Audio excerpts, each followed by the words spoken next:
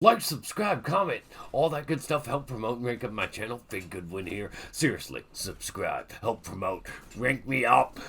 God, I need the help. I don't need the help as much as this show. On The Mandalorian, Episode 5, spoiler review. Late on this, got a bunch of financial issues, little time, up from 1:30 to 10 at night, and I'm not exactly jumping with joy to tune into this show anymore. I used to find interesting a long time ago in a galaxy far, far away. The episode had some good and bad. The show still feels pretty cartoony compared to the first season, and I hardly remember most of the reoccurring characters' names in this show. Most Star Wars characters, even background ones, were pretty memorable before the dark times. Before Disney.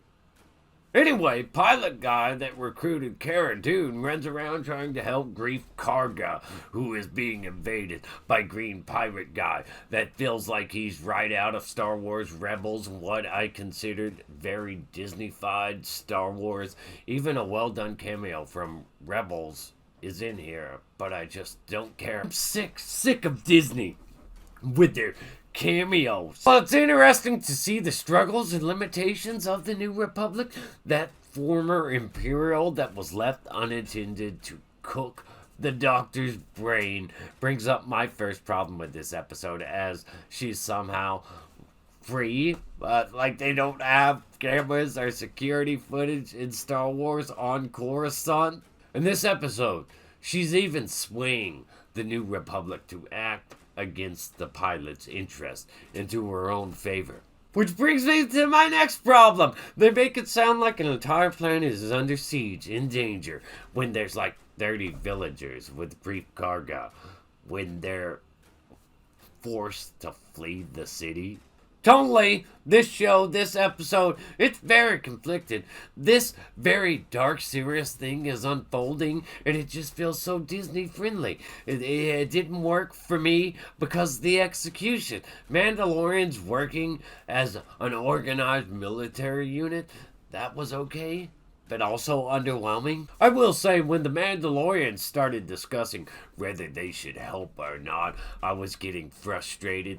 Like, oh God, why are they questioning this? Why do they sound like such little bitches? Why are they questioning the thrill of battle, glory, even in the face of death? You're Mandalorians, and Mando's Mandalorian rival, remember, I can't remember anybody's name because they're not memorable, after coming off not in favor of it, sounding like he's not in favor of it, said exactly what I was thinking. You do it because you're Mandalorians, for Mandalore. But also, he talked about their people owning land, and I believe bathing in the sun. But they don't take off their helmets or armor. Why do you need to own land anywhere? You're in a big, huge galaxy. You could be anywhere. But seeing the armorer in action, Mandalorians in action, like shooting a rocket so late, I had problems with the execution of it, and this show seems to be more catered toward Bo-Katan, as Mando takes a backseat cameo of the weak position. The armorer allowing Bo-Katan to take off her helmet, walk in both worlds, doesn't really set well with me or make much sense, but at least this show might actually finally be going somewhere, but probably not.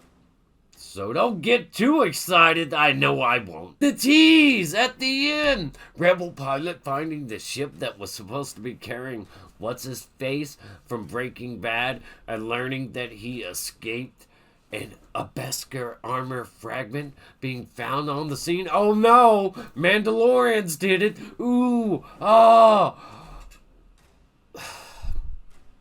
Why am I still watching this show? This show is extremely bare minimum in terms of effort with story and execution. The Mandalorians themselves need to have more personality with being behind that armor. The whole mysterious say a few words thing worked for Boba Fett in the original trilogy, but it doesn't work for these guys here. Let me know your thoughts and opinions. And seriously, like the video, subscribe, help me out, man. Help me out, man. You're my only hope. Help me, Obi-Wan Kenobi. I can't watch anymore.